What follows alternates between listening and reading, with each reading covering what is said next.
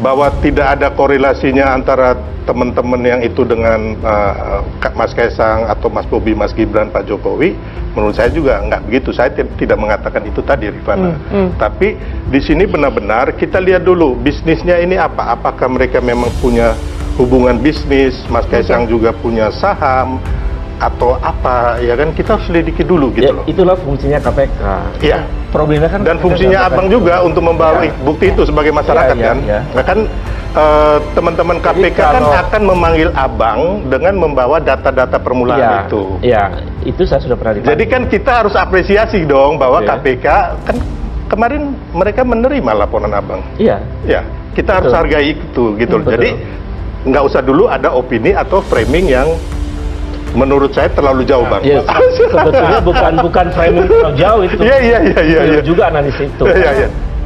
Juru bicara KPK mengatakan, penyelidikan dugaan gratifikasi terhadap Kaisang Pangarep butuh kehati-hatian dan proses yang panjang. Alasannya, lembaga anti rasuah itu tidak bisa mencurigai fasilitas yang dinikmati orang yang bukan penyelenggara negara. Menurut KPK, KPK tidak bisa ujuk-ujuk menyelidiki fasilitas yang digunakan Kaisang Pangarep sebagai bentuk gratifikasi, karena Ketua Umum PSI itu bukanlah penyelenggara negara. Apabila ada laporan masyarakat terkait dugaan gratifikasi Kaisang Pangarep pun, laporan itu perlu melampirkan bukti untuk mendukung adanya konflik of interest atau konflik kepentingan bagi keluarganya yang merupakan penyelenggara negara. Laporan itu tentunya akan dilakukan penelaahan oleh Direktorat Penerimaan Pengaduan Masyarakat dan PLPN, penerimaan layanan pengaduan masyarakat masuk kategori atau tidak. Ketika bertanya bahwa apakah ada hubungan antara anak presiden dengan perusahaan tertentu, dia harus menjawab. Iya, soalnya kemarin gitu itu bukan framing lah. Nah, karena ada jadi juga laporan ke sendiri. Polda Metro Jaya seolah-olah Mas Kaisang tuh hilang. Kan menurut saya kan ini itu hal lain. Itu enggak juga gitu loh. Itu kita lagi membahas laporan gratifikasinya. Iya, ini kan framing itu kan dilakukan sampai sejauh itu yang menurut saya merugikan yang bersangkutan gitu loh. Ya itu terjadi. Sylvester, ya, yang saya tanyakan, kalau supaya tidak merugikan terlapor, harusnya apa yang dilakukan oleh terlapor, Bang Sylvester?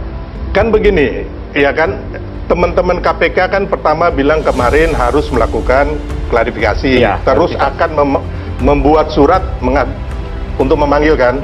Ternyata surat itu kan nggak muncul-muncul, Bang, ya kan? Terus kita mau ngomong apa? Hal yang paling memungkinkan dalam kasus Kaisang adalah yang bersangkutan melapor secara sukarela apabila fasilitas yang dinikmatinya ada unsur konflik of interest. Tapi pelaporan Kaisang tidak bersifat wajib, melainkan sukarela jika memang merasa ada konflik of interest terkait jabatan ayahnya selaku presiden dalam fasilitas yang dinikmatinya. Namun, pernyataan tersebut berbanding terbalik dengan klaim Ketua KPK yang menyebut telah memerintahkan Direktur Pelaporan Gratifikasi dan Pemeriksaan Laporan Harta Kekayaan Penyelenggara Negara untuk meminta klarifikasi kepada Kaisang. Tujuan memerintahkan jajarannya untuk mengklarifikasi apakah jet pribadi tersebut adalah fasilitas karena jabatan orang tuanya atau membayar sendiri. Sebagai seorang anak pejabat publik, apakah tidak sebaiknya dia datang ke KPK? Maka pertanyaan hukumnya lanjutannya adalah, apakah tanpa diundang Kaisang diperkenankan datang atau tidak? Sudah dijawab sama Wakil Ketua KPK, silahkan datang ke KPK. Maka dari itu Bang Sylvester, yang Bang Sylvester sampaikan tadi, Bobi sudah klarifikasi. Klarifikasi di mana? Klarifikasi di hadapan wartawan. Klarifikasi di hadapan masyarakat Kota Medan. Bukan itu ranah hukumnya. Klarifikasi di lembaga penegak hukum. Itu yang harus didorong, Bang Sylvester. Jadi gini, Bang, jangan juga misalnya begini, pelapor mempunyai dokumen bukti menyampaikan kepada penegak hukum. Dokumen-dokumen pelapor itu mestinya dijadikan petunjuk oleh penegak hukum untuk mencari tahu lebih dalam perusahaan ini punya siapa dan lain sebagainya, sehingga analisa yang beredar di media sosial X itu bisa diverifikasi oleh KPK. Jadi jangan hanya dorongannya memanggil pelapor, panggil saja terlapor. Bang Sylvester kan sarjana hukum, pasti tahu juga kalau dalam ranah penyelidikan itu bukan berarti seseorang melakukan tindak pidana, akan tetapi orang itu harus datang ke KPK untuk mengklarifikasi tuduhan-tuduhan, tudingan-tudingan yang selama ini beredar. Itu yang harus didorong, Mas Sylvester. Oke, jadi saya memang pada dasarnya Mas Kaisang ini dan keluarganya itu memang mereka sangat irit bicara ya. Tapi ketika hal ini terjadi ya mau tidak mau memang harus mengklarifikasi, karena ini kan sudah menjadi konsumsi publik, apalagi beliau anak orang nomor 1 di Indonesia. Tapi sebenarnya kalau kita mengenai charter atau penyewaan private jet ini, kalau kita mau jujur sih sudah lama ya. Banyak orang-orang kita, para pengusaha, terus para pejabat juga, terus artis. Bahkan kemarin kita lihat waktu pencapresan, itu capres dari 01, 02, 03 itu memakai private jet semuanya. Tapi nggak ada yang dipermasalahkan. Tapi ini kan karena momentumnya pas lagi ada aksi dari teman-teman mahasiswa dan masyarakat. Wakil TKN Prabowo Gibran, Sylvester, menanggapi polemik dugaan penggunaan jet pribadi Ketua Umum PSI Kaisang Pangarep dan Erina Gudono untuk perjalanan ke Amerika Serikat. Menurut Sylvester, pilihan putra bungsu Presiden Jokowi itu memakai jet pribadi bukan dosa besar. Ia pun mengatakan di dalam pesawat itu juga ada beberapa rekan bisnis Kaisang. Sylvester menilai banyak masyarakat yang memakai jet pribadi. Ia pun mempersilahkan masyarakat melapor kepada pihak berwajib jika menemukan barang bukti penggunaan jet pribadi Kaisang tersebut melanggar undang-undang. Ia mempersilahkan kepada masyarakat untuk menyelidiki karena memang Kaisang juga seorang pengusaha dan ada temannya di private jet itu.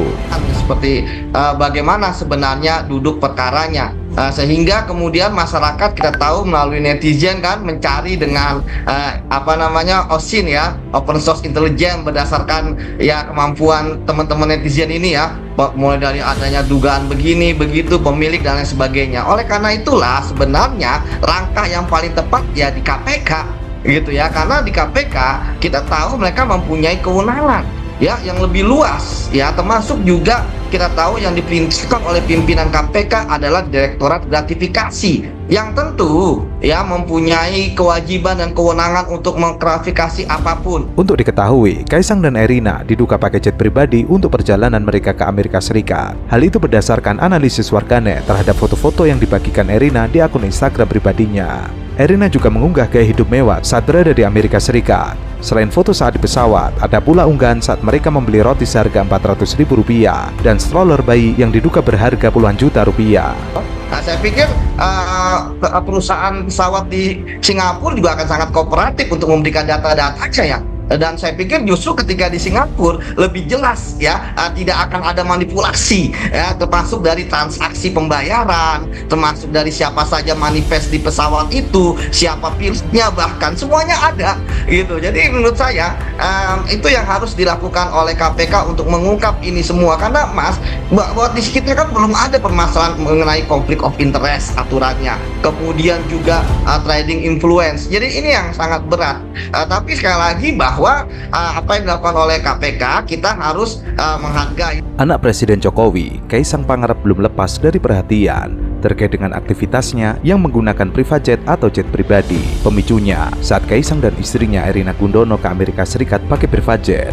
Satu persatu tabir private jet yang dipakai Kaisang Erina mulai terkuak. Kini muncul video yang menampilkan Kaisang Erina memakai pesawat Gulfstream N588 SE. Dari video yang dibagikan, tampak private jet itu landing diduga di Bandara Adi Sumarmo, Solo.